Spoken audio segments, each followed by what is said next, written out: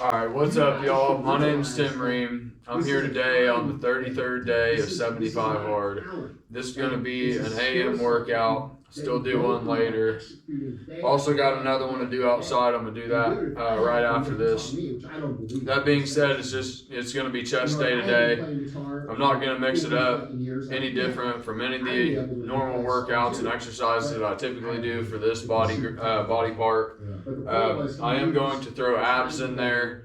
I'm going to put them right at the beginning, get those out of the way, give them the focus and everything and intensity they deserve. If I put them at the end, I feel like, I just end up slacking off on them, and that goes for any body part I'm trying to bring up. I'll try to put them at the beginning. That being said, workout probably lasts like 45 minutes. It's pretty brief and frequent. Chest workout is. Anyways, yeah, so we get right into it. We'll start with decline abs, do some rest pause, and move into the chest. Absolutely. Absolutely. That's fucking good. Yeah, but you know what? I offered to pay him like 5 times his regular rate. He still won't come to my fucking house. He wants you to come to him. Yeah. It's his time. Bro, he lives his life. It's not about money. It's not about this. It's not about that.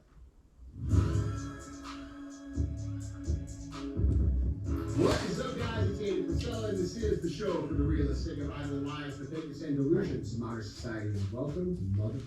Howdy, guys. Today we have Q and AF. This is where you get to submit your questions and I answer them.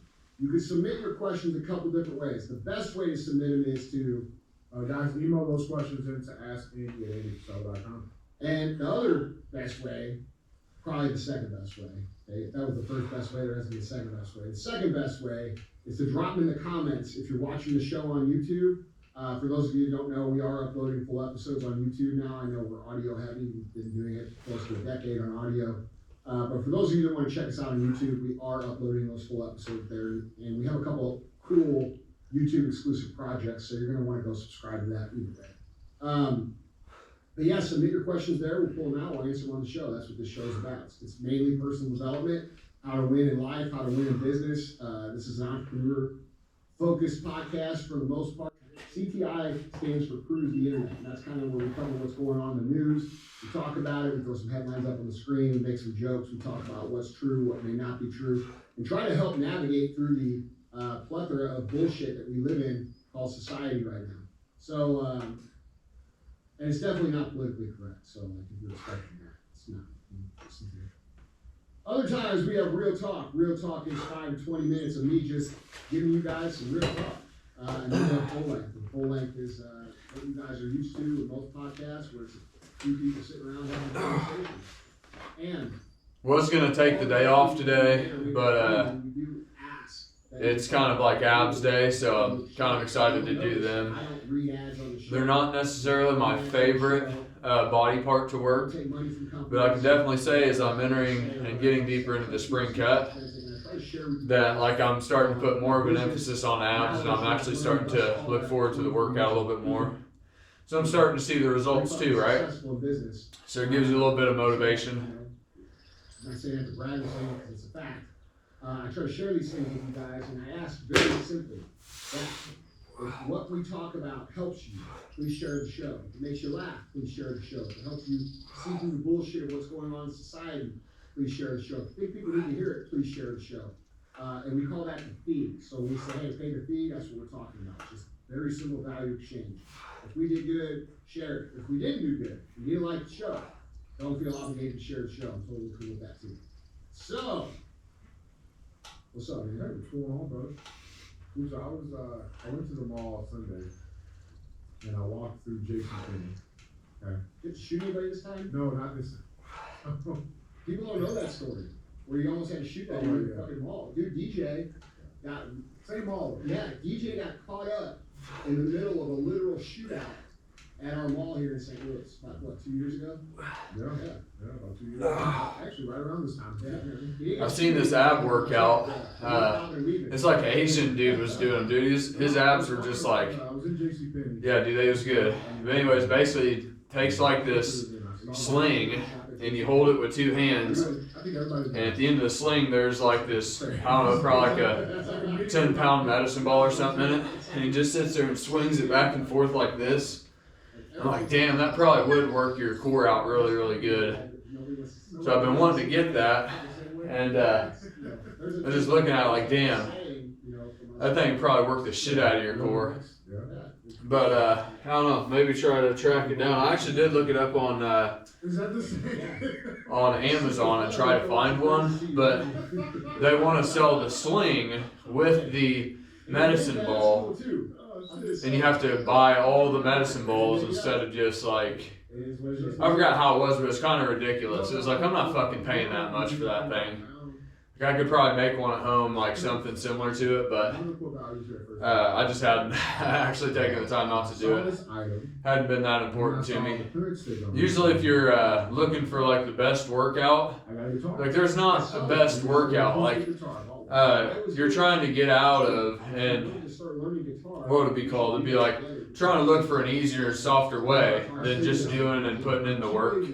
You know, just finding an exercise and just going all out on it is usually good enough. But there are some that's like, you know, that's just going to target the shit out of it. So yeah, there's better workouts than others, but you know, nothing is going to beat hard work. If you find that good exercise and you still got the work ethic of a fucking retard, then it's going to be the same result. So you can't even get results out of a mediocre workout that does the job, you know, whatever, dude. So don't ask me questions. I took lessons for 5 years, and then I set it down. I haven't really picked it up too much since, because it's like starting over. It's a lot like golf. Like like I played golf earlier in life. I got to be pretty decent. I'm not good. But I would shoot, you know, a mid, high 80, legit, no foot wedges, no cheating, and that's pretty good for a fucking just a not common balls, right? But then I stopped, and I went back like 5 years later, bro, it's like I never put that club. I went to a lesson the first time, and I'm like, I'm not sure. I fucking See, my thing is, golf's not for me. My thing is, so I don't know if you guys know, but I play piano, right? And I'm not talking on piano. Whenever I talk about doing like 45 minutes of cardio, that's really like just a requirement of the program.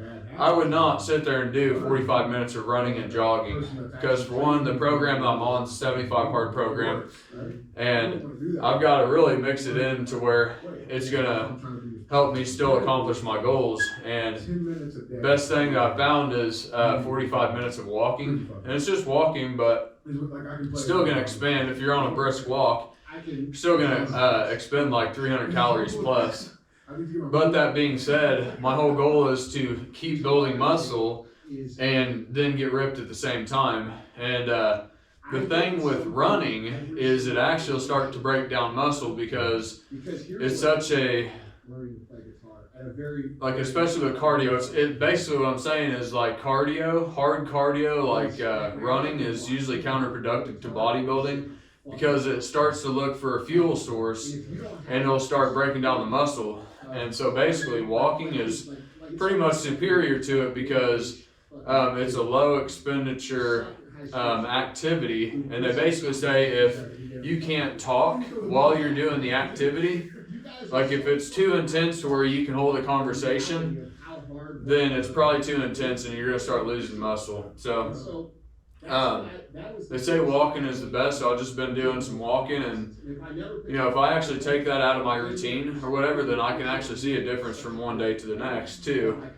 So it's like they say it's superior just as far as like the fat, losing fat aspect of it. And they were at the house. So I have a guitar, acoustic guitar, sitting on a stand in my little lounge where we smoke cigars. Right. And that's gonna become an ongoing joke. What kind of cigars do you smoke? The fucking green ones. Yeah, right. So dude, so we're sitting there, and I think Matt picked it up, didn't he? Or was it? Yeah. No, JT picked it up first. JT picked it up. Well, anyway, they went back and forth, and bro, They're fucking great. yeah, and like just sitting there watching these two dudes who I, you know, respect from their business and what they've done, and they're also friends of mine.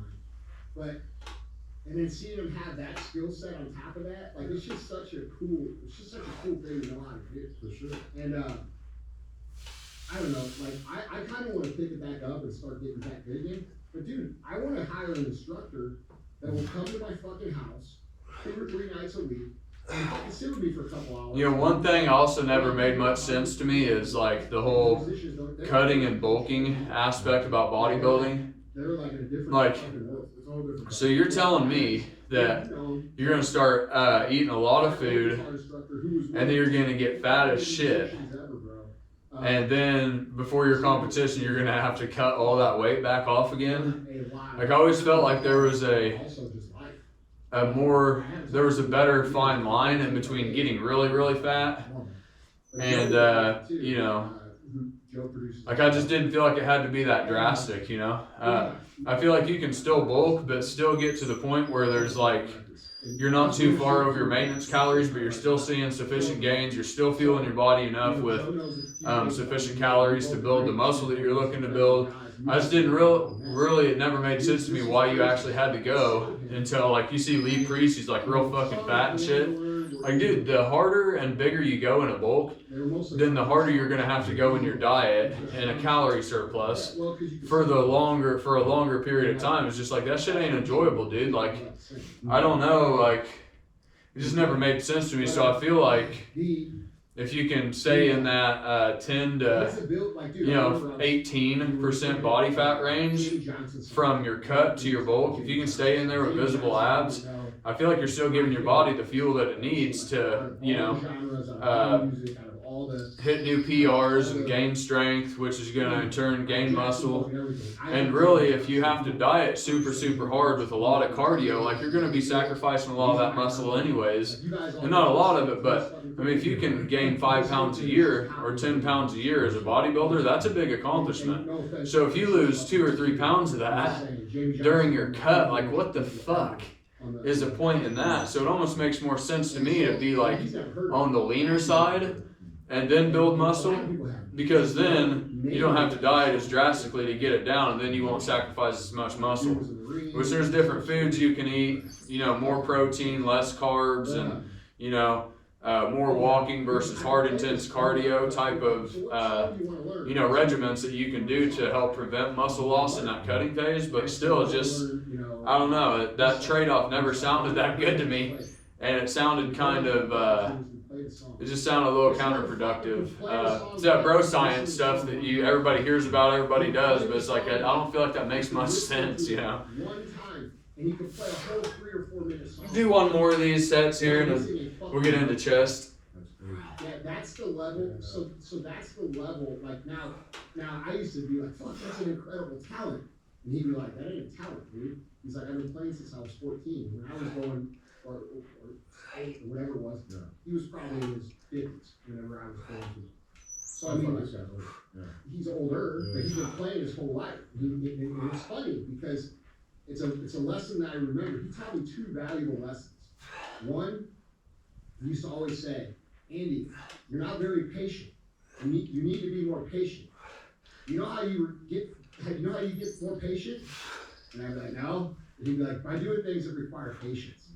That was the number 1 thing that he fucking taught me. And then the number 2 thing that he taught me was that when you guys observe people who have been doing something their entire life, and you call it a talent, you're actually insulting them, because you're discounting the amount of work that they put in. I've actually really enjoyed kind of the dietary aspect of this whole spring cut.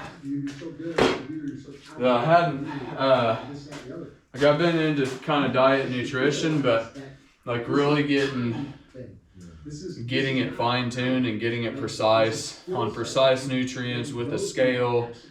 And like, one thing that really helped me out is using a scale, because unless you actually get a really precise unless you get really precise and zeroed in on what your actual maintenance range of calories are, and you start seeing them on a scale, like, then you're really not going to get zeroed in, because hell, 300 calories at a caloric deficit can have you losing weight, but 300 calories over can have you gaining weight. So it's important to get precise on this stuff because it makes a difference in you actually making progress or not. And the thing is, like I used to just kind of eyeball my stuff based on what the serving size was on the back of the label. I'd take like a half a cup, scoop out oats, even it off, and say, okay, that was my serving, 150 gram or 150 calories, X amount of carbs. Well, I would take that same half cup scoop of oats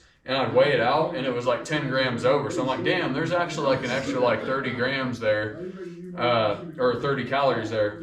So with the scale, it actually allowed me to start getting precise. And once I got precise and zeroed in and then went into that calorie deficit, then I was actually able to start seeing a lot of results there. And not only that, like 6 months, 8 months ago, I thought I was doing pretty good with my diet. But it was part of that self-delusion. It was like, yeah, I'm doing good on my diet. I knew I was doing better than I had been because I've been a lot heavier. And I could see that I was getting smaller and all that. But the thing was, I was still deluding myself into thinking these portion sizes were okay. And it wasn't until I actually threw it on the scale and I was like, damn, that's how much 2,000 calories is over the day.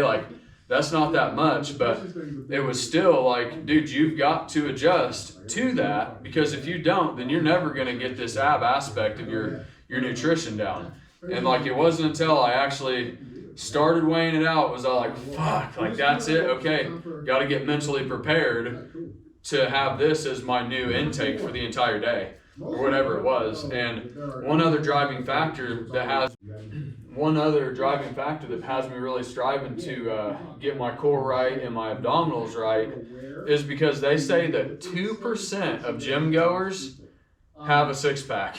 Here's the thing that I mean, that's crazy. 98%, 9 out of 10 people, or 98 out of 100 people have a six-pack that go to the gym. What the hell?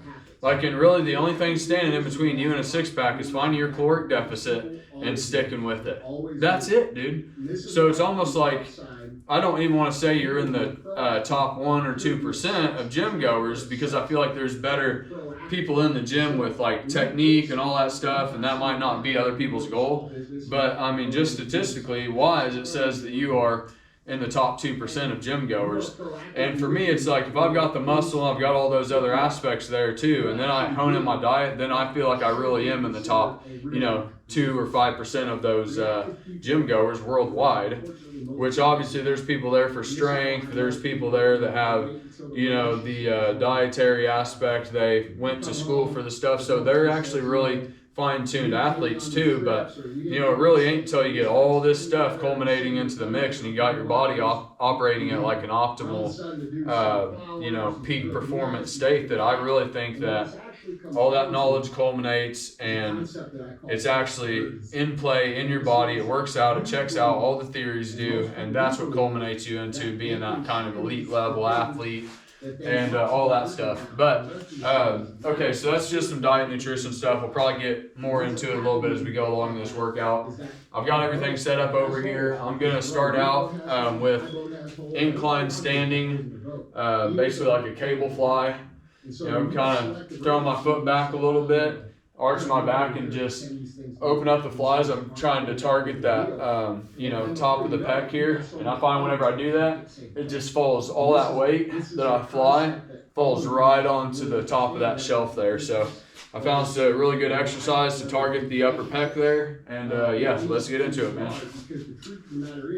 I'm gonna move really fast into my maxes here. I'm gonna get really warmed up with the first exercise I do, which is gonna be these. Probably do like 3 or 4 sets total. 3 warm-up sets and then 1 all-out set. But the thing is, once I get that warmed up, and I'm gonna start moving into my maxes really, really fast from one exercise to the next. I got 5 exercises I'm gonna do for chest today. These things that might happen to you. Yeah, let's get into it, man. All right, and then you are actively seeking these problems out to fix. So what it actually does is it brings you more peace because you know you're coming in the business. All right. So when you say to people, feel like a natural inclination for a lot of people, like, I see that hole there. Yeah, I see the artist coming on. I'm just gonna focus on my fucking strength. I'm gonna go super hard on strength because they're so uncomfortable about him. How should those people get out of that mindset? Well, you have to realize that in the people who stay focused on their strengths and worry about your weaknesses, that's not an accurate state. It's not reality. Because what will happen is you will get really strong over here in this one area, but this weak part, this part that keeps on taking on water, will end up pulling you back. It'll act as if you're running all the time.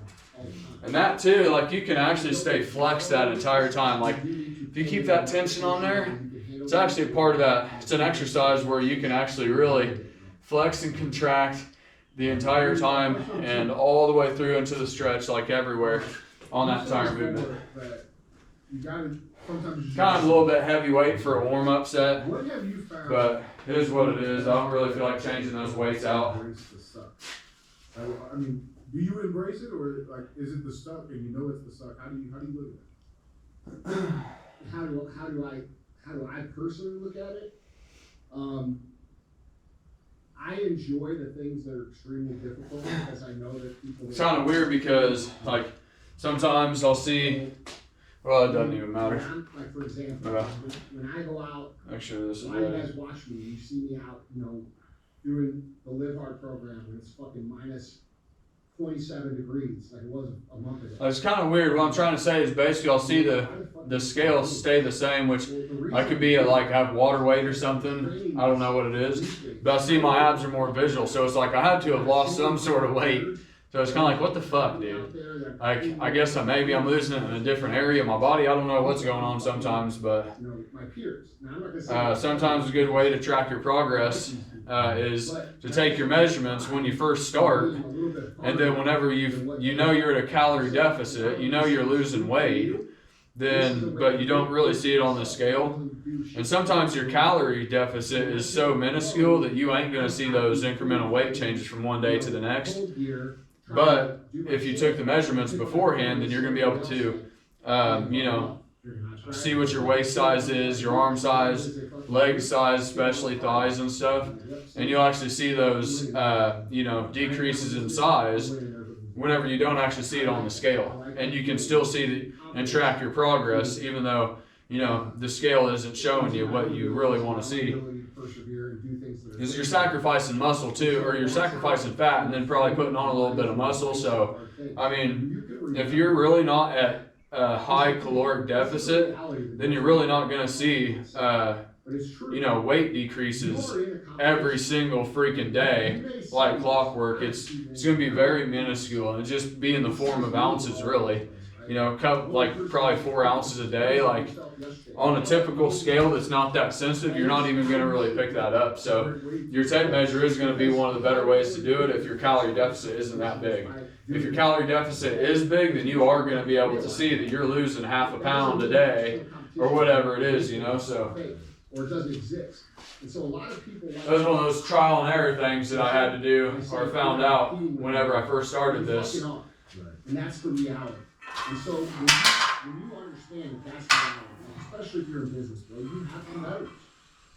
These people, like, bro, I'm friends with most of the people I compete with. Like, most of the dudes that run other companies that are my size or bigger and even a little bit smaller, I'm friends with all those companies. But guess what? I still want to beat them, and they want to beat me.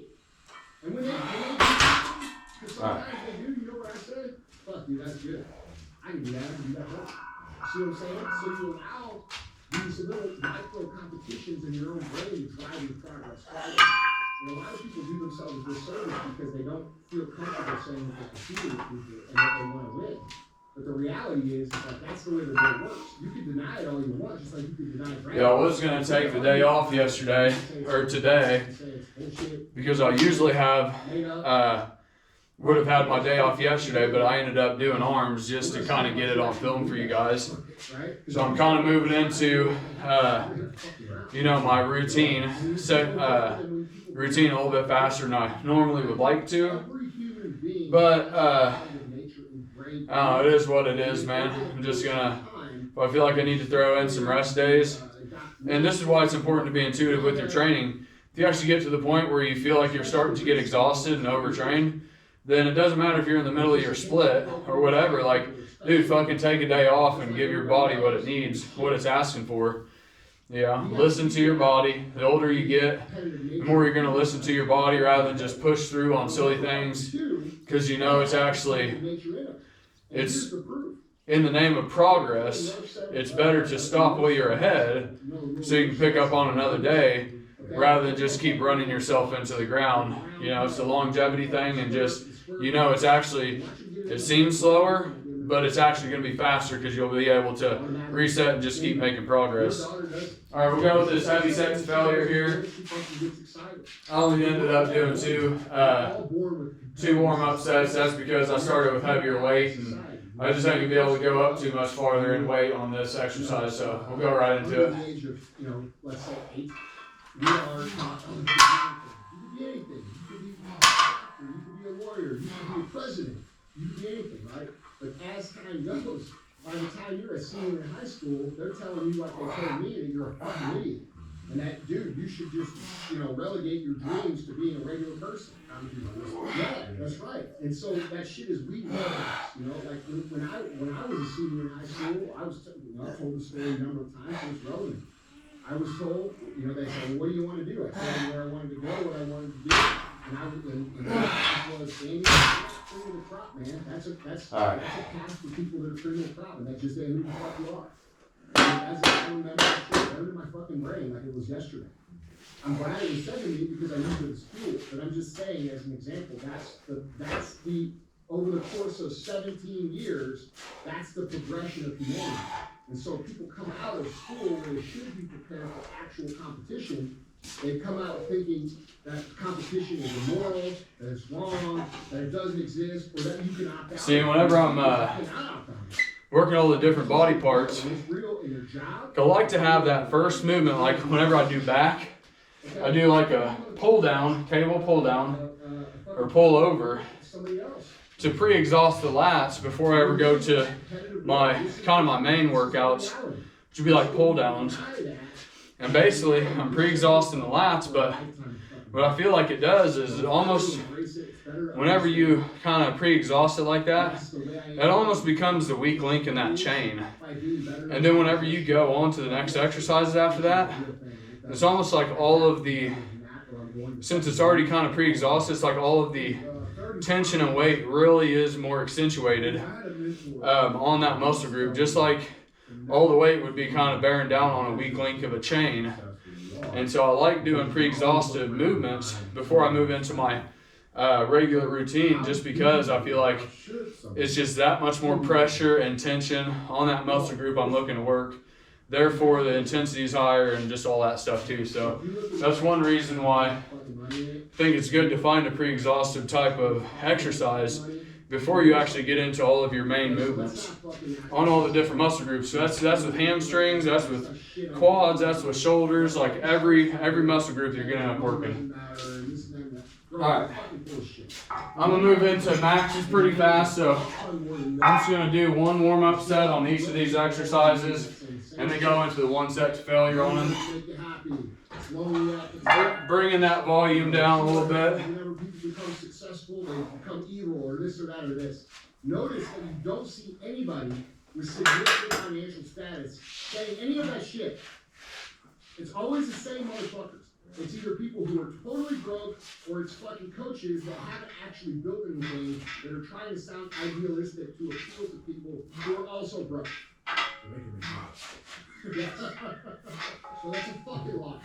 Okay, now, with that being said, does that mean it's the only thing? Absolutely not. There are multiple spectrums of success in your life. There's your fitness. Are you a fat fuck? Or are you actually fucking fit and healthy and take care of yourself? And really, in a way, like those warm-up sets, yeah, they help me get the mind and the muscle. They help me kind of get the range of motion right, the squeeze, the deep stretch, and really find what I'm looking to do on that new exercise. But really, I'm throwing into that, what I just talked about, the pre-exhaustion. Like, I'm just adding a little bit of pre-exhaustion to it in order to make sure that that heavy set to failure is going to be just that much more intensive, that much more focused on the muscle group. And like I say, that whenever you pre-exhaust it, it's like a weak link in a chain. Like, all of that weight starts to bear down on that weak link. Once you pre-exhausted that muscle group a little bit, whenever you go on that heavy set to failure, it's just a lot more isolated of a movement, and it's just that much more intense because your muscle doesn't know and your body doesn't know if you're doing 300 pounds or 150. All it knows is like, oh shit, this is a weight that I've got to cope to. I've never encountered this. I've never encountered those rep ranges, that time under tension, all that shit. And that's actually the stimulus that you're providing your body that gives it the reason to grow. So, like I like those movements right there. The pre-exhaustion. The right way to measure it. You don't fucking know. I'm still trying to figure it out myself. Okay? And my point in saying that last statement is not to brag. It's to show you that you can be really far down the road. And if you can collapse the time that you're moving from one exercise to the next, that's going to help it too. You're just keeping that much more tension on the muscle. You're pre-exhausting it that much more before the other exercise. And it's just like, I mean, you're basically collapsing your time under tension. And what that's doing is producing more intensity. All right, we go as heavy as I possibly can on this. We go 250 here. The definition of true success is because you never get to a point where you're really successful, and when you commit to understanding that you never actually realize your own true potential, but you pursue it anyway in the name of progression, you are committing to a very noble life. Okay, and here's why it's noble. It's not noble because you have a bunch of money. It's not noble because you've got some cars. It's not noble because you built the company. It's noble because when you show people what it looks like to progress through the course of life, constantly evolving, constantly growing, constantly improving, you are inspiring people to do the same. And this is a big issue that we have across the world. We have a world full of people who are told to love themselves and accept themselves and just be who the fuck you are. And people interpret that as that it's okay to be this way lesser, this much lesser version of your own self. And I know, and bro, there's nothing I just arched my back to get that up, but I did that on purpose, just so I could try to work that negative on the way down. And also, like, I'd usually do like 2 warm-up sets with that movement. And then do a heavy set, but you're kind of chipping away at your max a little bit whenever you do that. So that's why I'm trying to shut out a few of those, you know, shut out one of those warm-up sets. So I just save that much more energy for that all-out set to max, all-out max set, 1 set to failure. Actually, whenever I was doing, you know, all my training journal stuff, like if I would do like 2 sets, if I did 2 warm-up sets, then an all-out set, compared to if I just did 1 warm-up set and then 1 all-out set, then I did come in the gym stronger next time. And if I'd do like 2 max sets, then every time I'd come into the gym the next time, I'd be even weaker. So if you think about it, it's like if you have a door, like say your body produces like 100 units of resources, you know, for like a cut or anything that happens. Like, well, if you're digging into your body's resources 150 a day, like by definition, you're going to be making strength decreases because your body just doesn't have the resources to compensate for the stress you're presenting it. And so finding that fine line in between how much stress is right to kick in the growth, but how much time do I need rest-wise in order to be able to not go back, but actually go up. And that right there is the key to muscle building, because by definition, if you're going down, you're overtraining. You're eating too far into your body's resource and it just can't cope with it. It's like if you have a door and you hit it with an axe. Well, dude, one chip or one hit with an axe might be okay, but if you hit it 50 or 80 times, like you're literally just demolishing the door. And I don't think most people realize that that's the same type of effect that you're going to have in the gym. Like you're literally can get into the area of, like you're literally just destroying your body at this point what is actually the essence of You're going every single day trying to see strength gains and increases, but that's just not how your body works. That's why we have so much mental illness in society, is because these people, and I know people of their own, bro, most parents don't teach their kids about this shit. It has to have the proper rest, the proper nutrients, and you've got to comply with it. Like, that's it. Like, if you don't comply with the right nutrition, the right rest, the right rep ranges, the right amount of days in between workouts, like all that stuff, like, you're free to evade it.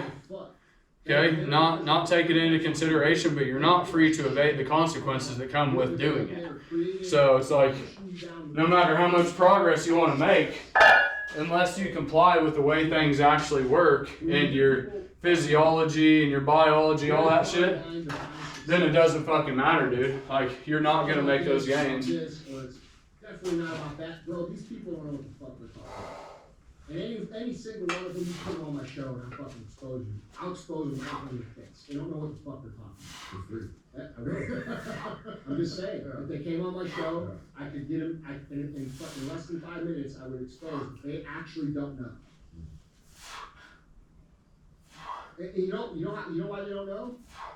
Because nobody knows. Nobody fucking knows.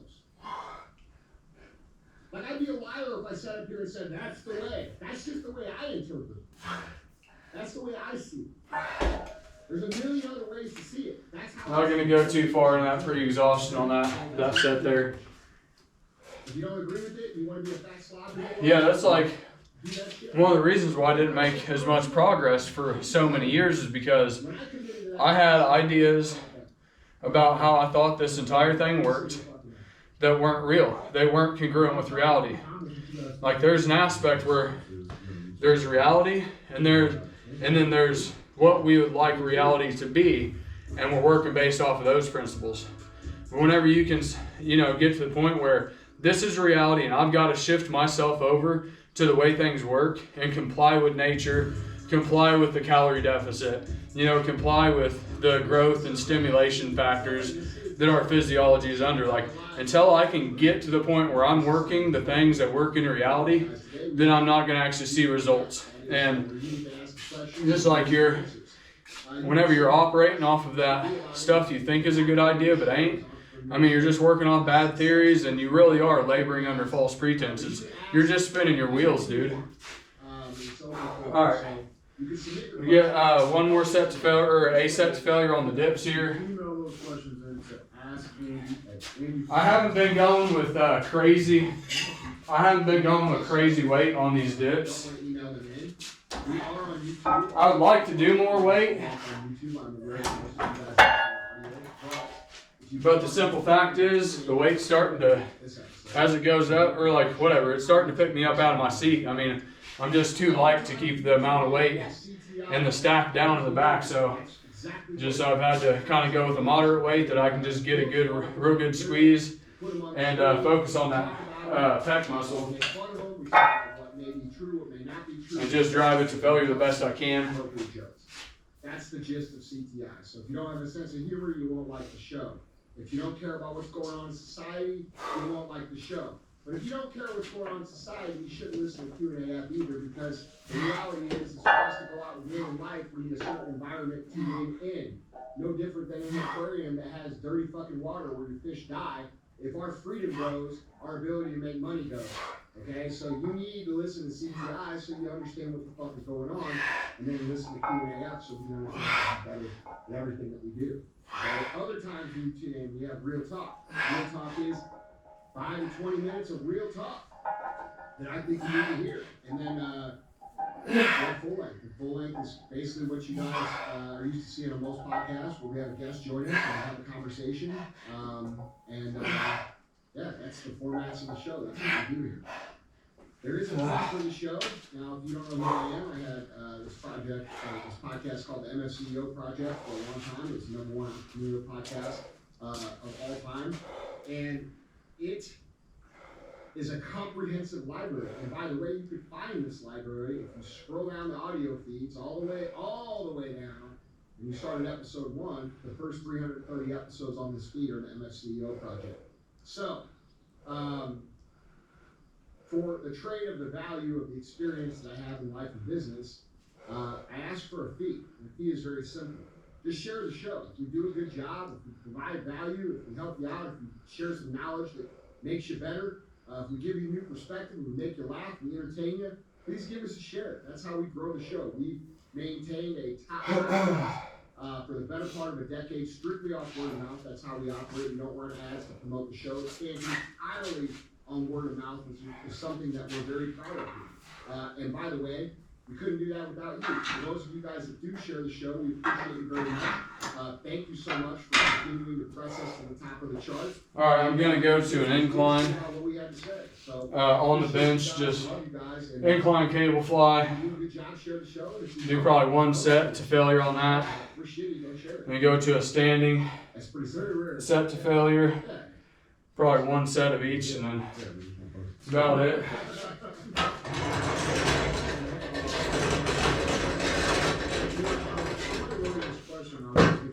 Because I know you and I have talked about this off air a few times.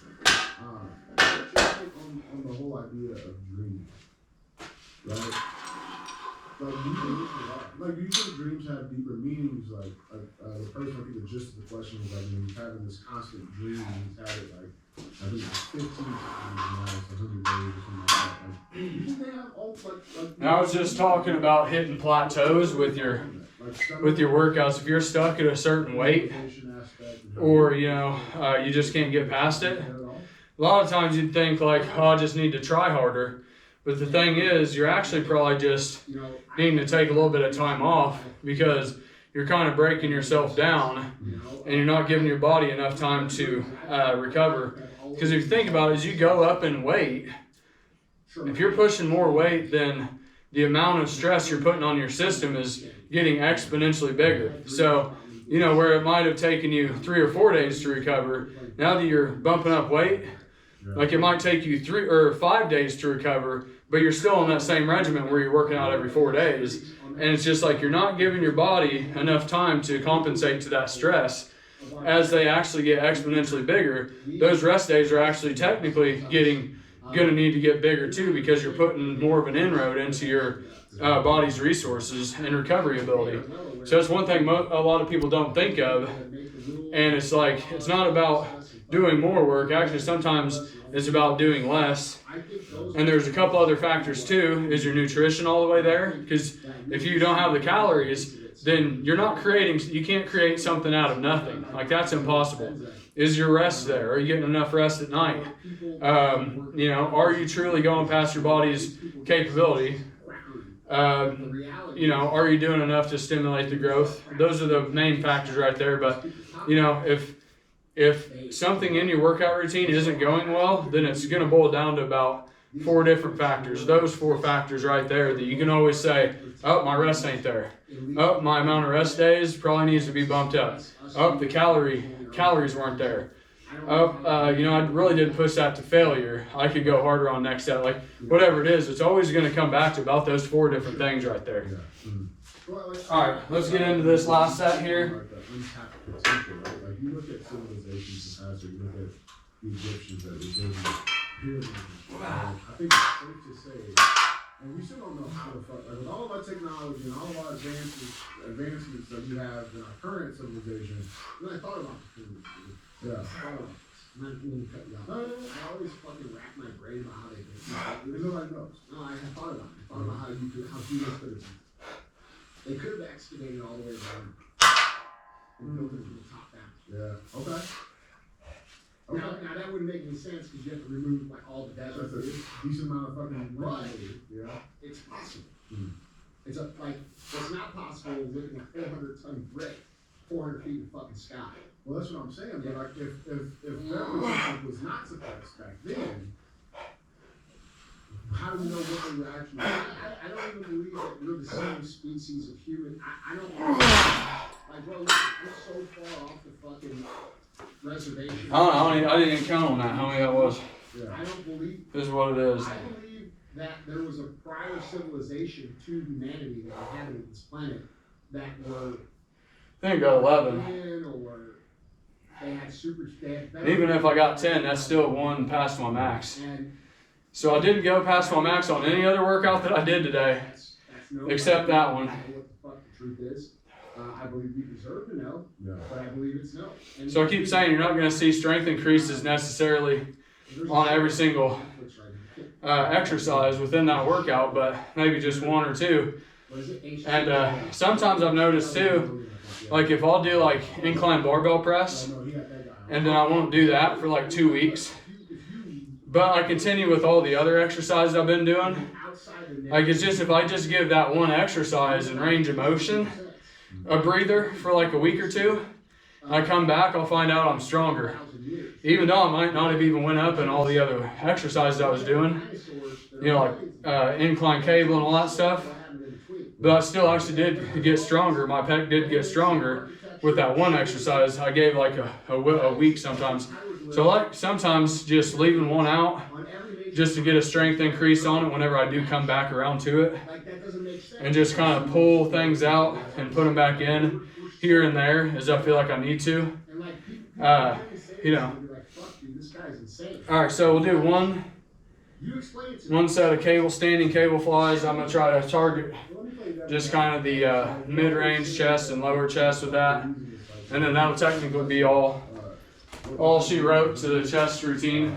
You can't handle the truth. Oh yeah. Do you think that do you think there's anything to that?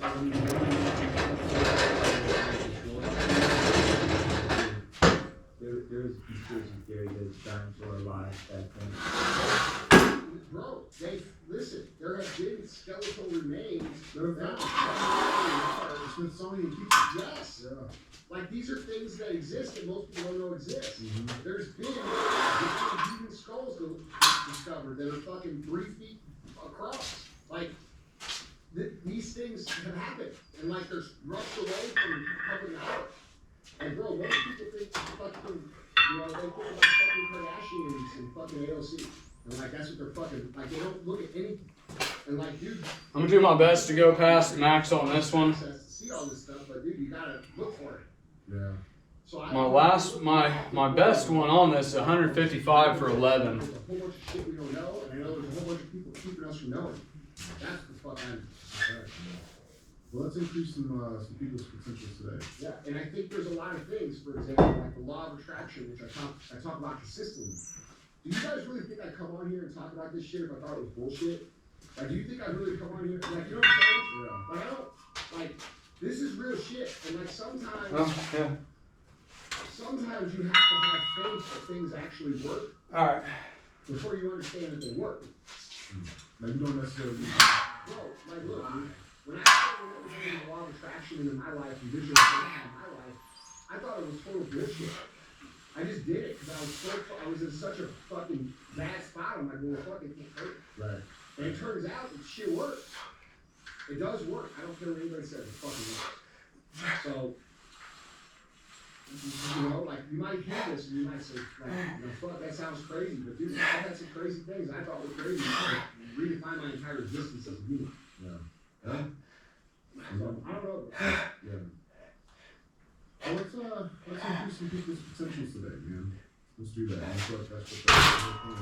So let's Well, question number 1. I went over my last max in weight, but I didn't really meet it in reps. What would you say at that I missed it by 1 rep, but I did go up in weight, so during those early days? technically it kind of is a stress my body hasn't Tell somebody seen before, so to kind of, build call that a half-assed gain there. What was your biggest? It was in weight, but I think it is basically No one's gonna like this answer. for every 1 rep that you go up, it's like 6 pounds or 6.5 pounds technically, I think. Because if I knew I had one other thing that I wanted to hit on. signing up for and how hard it was gonna be, I would have. It was basically about keeping it brief and infrequent. Oh, Okay. I remember I kind of covered this in one of my last videos too. Like, we're talking about rest period, and as the weight that you're pushing gets more exponentially bigger, then you're putting more of a stress on your body, and therefore the days of rest that you're going to need in between, if they stay the same, then it's going to constitute overtraining. But you're actually going to have to put an extra rest day in there as the weights progressively get more and more. so your body can actually compensate to that stress you're putting on it. But the thing is, I've noticed that sometimes I'll come in here and my max set last time was 10 reps, say, and I get to 8, and I have to literally tell myself in my mind, like, oh, I got to get these last few out. So I'm powering through mentally, but I've noticed that whenever I kind of, you know, drop the amount of sets that I'm doing and stuff, or give myself extra rest, and I come in here with that same max of 10 reps, and I'll push that weight, and I'll get to 9, and I'll get to 10. I'm like, damn, dude, I'm actually stronger.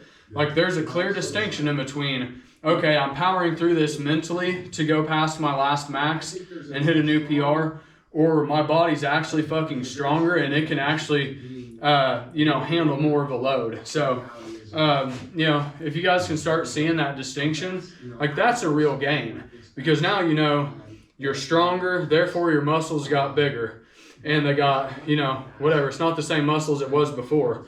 So it's just like kind of one of those, I don't know what you'd call it, basically a nuance. It's kind of just one of those really detailed things you don't really notice as a novice weightlifter until you get more into the, I don't even know what novice means. I think it means beginner. But as you get into like more progressively, working out progressively, you start noticing those fine-tuned little aspects about strength and all that stuff. But anyways, guys, that was the chest workout for day 33 of 75 hard. I really appreciate you guys that are following along with me. Thanks for giving me feedback on the videos. It helps me to improve my technique and just the overall quality of the videos I'm presenting to you guys. If this stuff is for you, like the way that I break down workouts, and you like the way I work through it logically and all the progressions, please subscribe.